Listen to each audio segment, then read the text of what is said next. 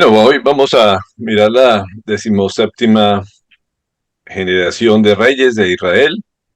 Hoy vamos con que nos quedan, si alguien se recuerda, son 19 generaciones o 19 reyes que gobernaron la zona del norte o el reino del norte. Así que hoy vamos a mirar a Pecaía, básicamente podemos llamarlo de esa manera. Es el segundo rey de la séptima generación, de la séptima dinastía, perdón. Y este rey gobernó durante 2 años, desde el 741 al 739 antes de Cristo. Dice Segunda de Reyes 15:23, en el año 50 de Azarías, rey de Judá, Pecaías, hijo de Menahem, ascendió al trono de Israel y reinó en Samaria 2 años. Su nombre como tal lo que traduce es Jehová ha abierto los ojos, es lo que traduce su nombre. Eh, y en Segunda de Reyes 15:25 nos habla de cómo fue que murió este hombre. Segunda de Reyes dice uno de sus oficiales que se llamaba Pescac, hijo de Remalías, conspiró contra él. Apoyado por 50 galaditas, atacó a Pecaías, a Argob y a Arieb en la torre del palacio real en Samaria. Así fue como lo mató y usurpó el trono. Y aquí la historia nos empieza a comentar cómo fue el final de este hombre. Después de 2 años de reinado, lo que nos cuenta es que hizo una torre, un lugar especial dentro del palacio para resguardarse. Podríamos decir, hizo un búnker dentro de esto. Estaba rodeado de sus 2 hombres de confianza, pero vemos que el tercer hombre, que es lo que ahorita vemos quién fue quien lo mató, que fue Pekah, conspiró contra él y llegó con 50 hombres y los mató a este rey. Y ahí es cuando nos preguntamos de qué tanto sirve eh, hacer o confiar en las fortalezas humanas, en las cosas físicas. No importa el lugar que uno construya para protegerse, si definitivamente no metemos a Dios en nuestras vidas, que es el único que verdaderamente protege. Así que este hombre no fuera que Dios le abriera mucho los ojos, él trató de hacer sus cosas a su manera. Si hizo este búnker era porque se sentía peligro, pero decidió confiar en las cosas físicas, en las fortalezas humanas o en las personas, y este nos muestra el fin. Así que siempre hay que meter al Señor en todos los planes y sentirnos seguros es bajo su mano, su poderosa mano. En Salmo 127:1 nos dice, si el Señor no edifica la casa, en vano se esfuerzan los albañiles. Si el Señor no cuida la ciudad, en vano hacen guardia los vigilantes. Y creo que es una tendencia muy humana tratar de uno hacer fuertes, hacer zonas donde uno se sienta seguro, pero definitivamente lo único que nos guarda de todo mal, de todo peligro, es el Señor. Como vemos aquí, no importa los guardias, esos guardias a veces se pueden ir contra nosotros mismos. De nada sirve tanto guardaespaldas, tantas cosas, cuando muchas veces las tradiciones se dan dentro de eso mismo. Y nos cuenta del Apocalipsis también, que así va a ser al final. Dice, los reyes de la tierra, los magnates, los jefes militares, los ricos, los poderosos y todos los demás, esclavos y libres, se escondieron en las cuevas y entre las peñas de las montañas. Todos gritaban a las montañas y a las peñas, caigan sobre nosotros y escóndanos de la mirada del que está sentado en el trono y de la ira del Cordero. Al final de los tiempos, la gente va a tratar de esconderse de la ira del Señor, pero no hay nada precisamente que los pueda cubrir y proteger, porque es más poderoso nuestro Señor, que va a juzgar a todo el que confió en sus riquezas, en su poderío, en las cosas terrenales. Esos van a seguir tratando de resguardarse en esas cosas que les daban seguridad, pero al final van a ver que nada de eso los va a proteger de la mano poderosa de nuestro Dios. En el Salmo 46:1 nos dice, Dios es nuestro amparo y nuestra fortaleza, nuestra ayuda segura en momentos de angustia. Creo que todas estas semanas anteriores estuvimos hablando de los salmos, de cómo el Señor es nuestra roca, nuestra peña, nuestro lugar en el cual podemos resguardarnos, en el cual podemos confiar. Y definitivamente creo que hay muchas situaciones en que podamos ver que Dios es bueno. Dicen, prueben y vean que el Señor es bueno. Dichosos los que en Él se refugian. Y eso es una gran verdad. Tenemos que buscar siempre refugiarnos en nuestro Dios. Hay una paz, una tranquilidad, un gozo cuando vivimos confiados en el Señor. Yo permanentemente veo personas que viven poniendo alarmas, viven poniendo cámaras, poniendo toda su confianza en las cosas terrenales para protegerse, para cuidarse, y son los primeros que atracan y roban, y definitivamente que el único que nos protege es nuestro Padre eterno. Dice el nombre de la persona que lo mató, era básicamente, traduce el capitán de carros o el señor de los ejércitos. Era básicamente el tercer hombre de confianza, el encargado de los ejércitos de este rey, el que precisamente lo traicionó. Y se parece mucho a la palabra también que describe al Señor como el Señor de los ejércitos, cabeza y protector de su pueblo. Y lo que nos muestra el Señor es que solamente debemos confiar en Él, definitivamente, como dice la palabra. Dice Isaías 2:22, dejen de confiar en el hombre, que es muy poco lo que vale. Su vida es un soplo y nada más. Así que como vemos, este hombre, el tercer hombre de la seguridad, el que manejaba el ejército del Señor, se supone que debería ser la persona en el cual el rey confiaba, que le daba toda la protección ante cualquier enemigo, y no abrió los ojos en darse cuenta que él era su propio enemigo y que de alguna manera estaba alimentando ese odio, ese rencor o esa ambición que tenía en su corazón para quitarle el trono a este rey. Así que es muy poco lo que se habla de este rey. En los 2 años que estuvo en su reinado fue poco lo que pudo hacer. Básicamente era escondiéndose de las amenazas, tratando de protegerse en su búnker. Y el que se encierra en ese tipo de fortalezas, pues definitivamente se vuelve inactivo, no le da tiempo de hacer las cosas, y lo único que le está es dando la posibilidad al enemigo de que acabe con su reino. Y eso fue lo que pasó con Pecaía. Y como les decía, el que lo traiciona tiene un nombre parecido a él, que se llama Pekah. De ahí viene eh, el nombre, es muy parecido. No, lo único que cambia es que no es el Señor el que abre los ojos, sino el que tiene los ojos abiertos, básicamente lo que traduce este nombre. Y este es el primer rey de la octava dinastía. Nos vemos que no tiene una ascendencia de reyes.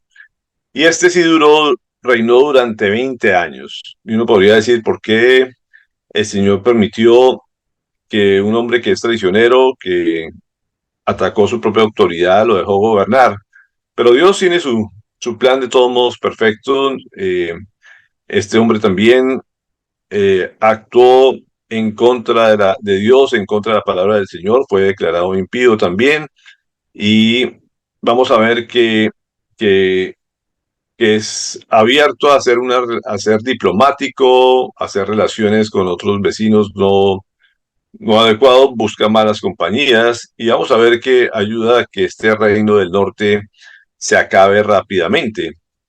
Así que en Segunda de Reyes 15, 27, 28 nos dice, en el año 52 del reinado de Azarías, rey de Judá, Pecac, hijo de Remalías, ascendió al trono de Israel y reinó en Samaria 20 años. Pero hizo lo que ofende al Señor, pues no se apartó de los pecados con que Jeroboam, hijo de Nabat, hizo pecar a Israel. Como les decía, su nombre es básicamente es abrir los ojos, pero lo que vemos es que no fue unos ojos para mirar con sabiduría lo que tenía que hacer, más bien fueron unos ojos que fueron abiertos a la ambición, a la codicia, al poder. Él veía al poder como una fuente de vida, y no se basó en buscar al Señor. A veces uno tiene que saber lo que tiene que mirar, saber a dónde mirar también, y es lo que el Señor nos enseña a través de su palabra. Queremos, como hablábamos estos días, queremos tener la dirección correcta, mirar a la meta, mirar hacia dónde vamos y a través de quién nos va a llevar a esa meta. Y esto no lo hizo pecar, sino al contrario, él buscó pecar más bien y hacer lo que no le agrada al Señor, que es confiar en sus propias fuerzas, en sus propias riquezas, en su propia astucia. Y desafortunadamente también buscó aliarse con el enemigo para lograr mantenerse en el poder. Así que en Segunda Reyes 15:30 nos marca lo que este hombre hizo. Dice, entonces Oseas, hijo de Elá, conspiró contra Pecac, hijo de Remalías, y lo atacó. Así fue como el año 20 de Jotán, hijo de Usías, lo mató y usurpó el trono. Y vemos que la historia se repite. A pesar de que pasaron 20 años, vemos que también fue traicionado por Oseas, después vamos a hablar de Oseas, pero también fue fruto de una conspiración y también fue asesinado, como él mató también a Pecaía.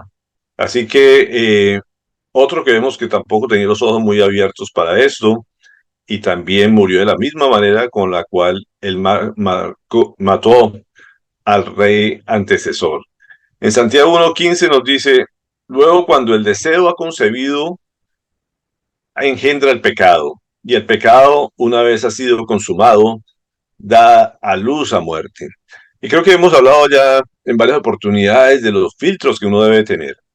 Toda la ambición entra por los ojos. Tenemos que ponerle filtro a los ojos para no codiciar lo que no debemos codiciar.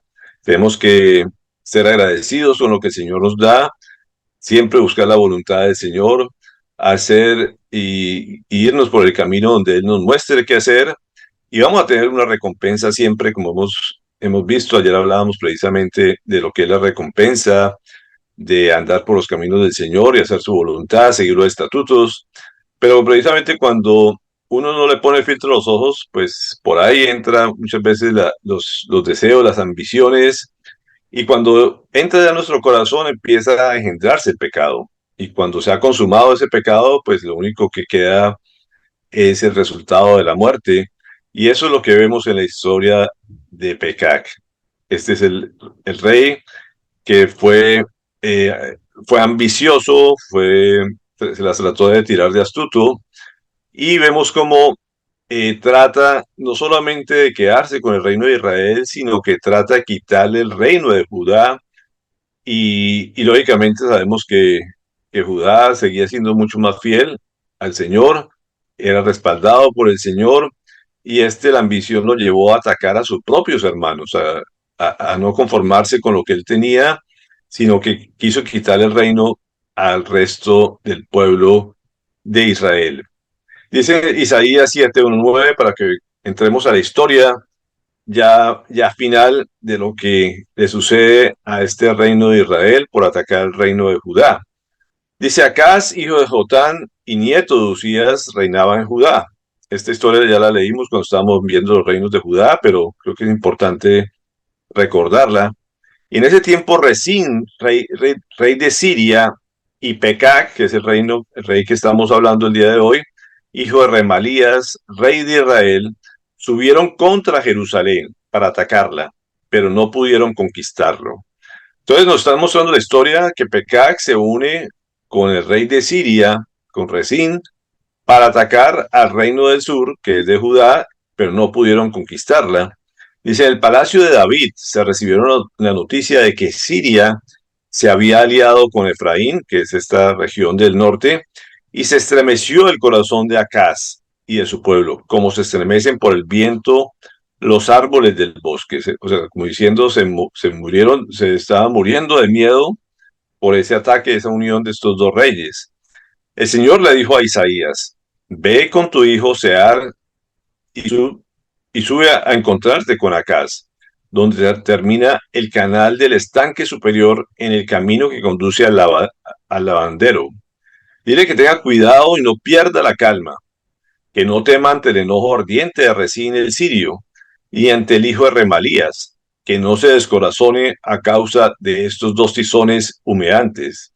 Dile también que Efraín, junto con el hijo de Remalías y el sirio, han tramado hacerle mal, pues piensan subir contra Judá, provocar el pánico, conquistarla y poner allí como rey al hijo de Tabel. Pero dile además que yo, el Señor omnipotente, les digo, eso no se cumplirá ni sucederá. La cabeza de Siria es Damasco y la cabeza de Damasco Resín. Pero dentro de 75 años, Efraín será destrozado hasta dejar de ser pueblo. La cabeza de Efraín es Samaria y la cabeza de Samaria es el hijo de Remalías. Si ustedes no creen en mí, no permanecerán firmes.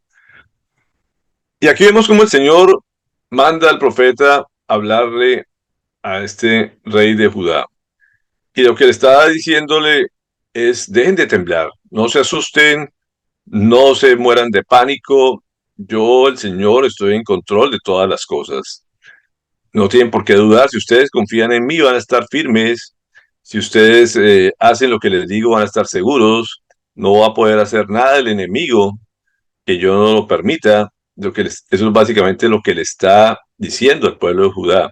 Y vemos que el Señor es nuestro mayor refugio. En cualquier amenaza, no importa lo grande que sean esos reyes, serán dos reyes unidos, Siria e Israel, con mucho más territorio, seguramente más poder en todos los aspectos. Pero la diferencia es que ellos no tenían al Señor y no contaban con su respaldo. En cambio, Judá sí lo tenía, y lo que el Señor está diciendo, este pueblo de Efraín, esta tribu de Efraín va a desaparecer, le está diciendo cuántos años van a durar, esas cabezas las va a quitar y no va a tener ningún dominio sobre el pueblo del Señor. Y esto es una gran promesa y le está diciendo simplemente, si ustedes creen en mí, y si no creen en mí, no van a permanecer firmes. O sea, le está diciendo es, solamente tienen que confiar en el Señor eh, plenamente de que el Señor los va a proteger. Así que en Segunda de Reyes 16:5 dice, en cierta ocasión Resín, rey de Siria, y Pecab, hijo de Remalías, rey de Israel, marcharon hacia Jerusalén para hacerle la guerra a Acaz, y sitiaron la ciudad, pero no lograron tomarla. O sea, la palabra nos dice, ellos trataron de gobernar, de tomarse el reino de Judá, pero nunca lograron tomarla. Pueden hacer daño, pueden afectar en muchos aspectos, como nos dice Segunda de Crónicas 28, 6 al 11.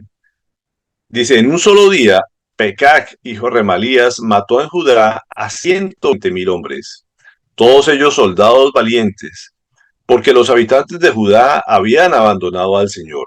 Entonces aquí nos muestra una característica. El Señor les dijo, si ustedes confían en mí, como dice, yo voy a estar con ustedes. Si ustedes no confían en mí, pues no van a estar firmes. Y vemos aquí que la palabra nos dice que el rey Acaz permitió que abandonaran también al Señor y por eso esa derrota militar, sin embargo, no pudieron conquistar la ciudad.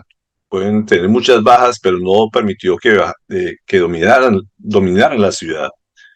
Dice, Sicrí, un guerrero de Efraín, mató a Mesías, hijo del rey de Azricán, oficial encargado del palacio, y Alcana, que era el oficial más importante después del rey. De entre sus hermanos de Judá, los israelitas capturaron a 200,000 personas, incluyendo a mujeres, niños y niñas. Además, se apoderaron de un enorme botín que se llevaron a Samaria. Había allí un hombre llamado Obed, que era profeta del Señor. Cuando el ejército regresaba a Samaria, este profeta salió a su encuentro y les dijo, el Señor Dios de sus antepasados entregó a los de Judá en manos de ustedes porque estaba enojado con ellos. Pero ustedes los mataron con tal furia que repercutió en el cielo.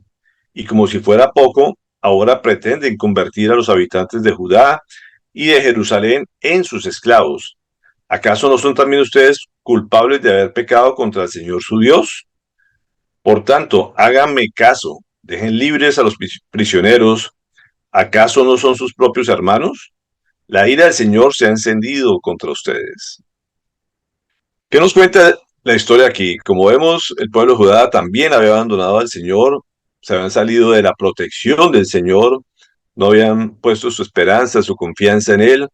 El Señor permite esta derrota, sin embargo, como vemos, no lograron conquistar a Judá, simplemente tomar rehenes, 200,000 personas, que es un gran número de personas, mataron a sus mejores soldados, se llevaron los niños, las niñas, pero el Señor les manda un profeta, un hombre de Dios en el camino para hacerles ver que el Señor también está molesto con ellos, que ellos tienen que temer al Señor porque Él guarda su pacto, guarda su promesa con su pueblo, y ellos básicamente hicieron cosas horrendas contra el Señor, contra el pueblo del Señor, y el Señor está enojado con ellos, entonces les dice, más les vale que los suelten, que los dejen regresar, que no los dejan, no los hagan sus esclavos, porque son sus hermanos, son de su familia, y sobre todo porque el Señor va a revirar por ellos. Así que, pues esto hace cambiar la forma de pensar del rey de Siria. Dice Segunda de Reyes 15:29, en tiempos de Pecac, rey de Israel, Tiglat-Pileser, rey de Asiria, invadió el país y conquistó Lión, Abel, Bet-Maca, Janoa, Cades, Hazor, Galad y Galilea, incluyendo todo el territorio neftalí. Además deportó a los habitantes a Siria. ¿Qué es lo que nos dice aquí la historia? Que precisamente el rey de Judá, Acaz, cuando se ve atacado por Siria e Israel, él se une o le pide ayuda al rey de Asiria, que es más poderoso que el rey de Siria. ¿Y qué hace este rey de Siria cuando le piden esa ayuda? Él se va a atacar a Israel, a la tribu del norte y a Siria. Y se toma todo este territorio, como vemos, Galilea, que era la principal región, la parte norte de Israel, se lo toma y se apodera de estos pueblos del norte. No se fue, no le sirvió gratis al rey de Judá, perdón, sino que se va y se toma gran parte de la posesión de esto. Y aquí empieza la destrucción, el debacle de lo que es las tribus del norte. Como vemos, se lleva gran parte de lo que ellos estaban haciendo con Judá, terminaron siendo presas de lo mismo. Ellos son los que se convierten en esclavos y este hombre se los lleva a Siria, un pueblo completamente pagano. Así que vemos las consecuencias de lo que es apartarse de la voluntad de Dios o atacar al pueblo de Dios, independientemente del abandono que estuviera en ese momento las tribus de Judá. El Señor es fiel a su pacto y los protege a ellos, eh, y hace que el enemigo sea convertido en esclavo con los mismos métodos que ellos trataron de aplicar a su pueblo. En Isaías nos muestra el panorama final de lo que sucede con lo que sucedió con esta tribu. Dice, los sirios en el este y los filisteos en el oeste se comieron a Israel de un solo bocado. A pesar de todo esto, la ira de Dios no se ha aplacado. Su mano aún sigue extendida, pero el pueblo no ha querido reconocer al que lo ha castigado. No ha buscado al Señor Todopoderoso. Por eso, en un mismo día, el Señor le cortará a Israel la cabeza y la cola, la palmera y el junco. La cabeza son los ancianos y la gente de alto rango. La cola son los profetas, maestros de mentiras. Los guías de este pueblo los han extraviado. Los que dejan guiar son confundidos. Los que se dejan guiar son confundidos. Por eso no se complacerá el Señor en los jóvenes ni se apiadará de huérfanos y viudas, porque todos ellos son impíos y malvados. Sus labios profieren necedades. Y esto es un texto bastante triste, podríamos decir, de que la gente no entienda que Dios castiga, que Dios disciplina, como hemos hablado, y ayer precisamente hablábamos de la disciplina del Señor. Hay que aceptar como tal las veces que el Señor tiene que disciplinarnos con tal de salvarnos. Y aquí lo muestra en un ámbito de nación, de todo un pueblo, precisamente cuando la gente corrompe, mira hacia otro lado, busca refugiarse en cosas diferentes o en personas diferentes al Dios, al único Dios verdadero. Eso fue lo que pasó en la tribu del norte, el reino del norte y las tribus del norte confiaron en ídolos inicialmente, tuvieron los profetas, que son los hombres encargados por el Señor para guiar a su pueblo, para instruir a su pueblo en la verdad, también se corrompieron. Entonces vemos que la corrupción se mete en todos los ámbitos de la sociedad, inclusive en los que se supone que tienen que cuidar la verdad y la palabra del Señor. Así que toda la sociedad se ha corrompido, tratan de irse contra sus propios hermanos, se atacan unos a otros, hasta los huérfanos, las viudas, todo el mundo se corrompe y el castigo viene para todo el pueblo, para todo el reino. Y permite Dios que los pueblos enemigos, los pueblos paganos o el mundo en general se apodere de lo que ha sido reservado para su pueblo.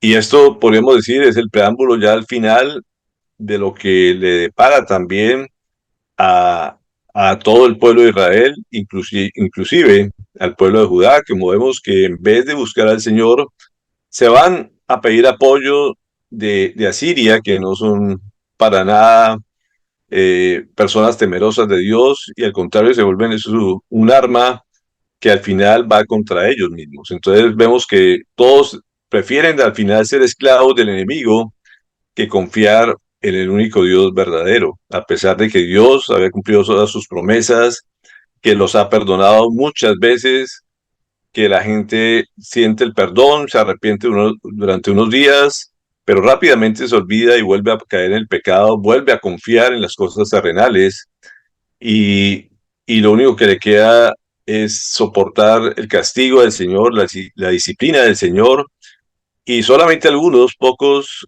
aceptan esa disciplina o reconocen esa disciplina del Señor, levantan los ojos, piden perdón y vuelven a los caminos del Señor independientemente de las amenazas que tenga.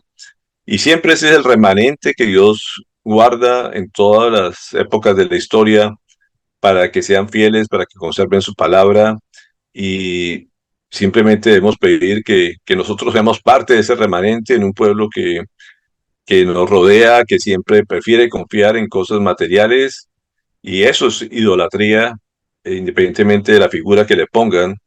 Muchas veces se confía más en el banco o en la política o en los gobernantes o en las personas del común y corriente más que en Dios. Y Dios es un Dios celoso que ha prometido guardarnos, protegernos ante toda situación. Así que, bueno, así las cosas se pongan difíciles, siempre debemos confiar en nuestro Padre Celestial y no buscar ningún otro tipo de refugio, como murieron nuestros reyes. Y bueno, sabemos que el final de todo esto es destrucción.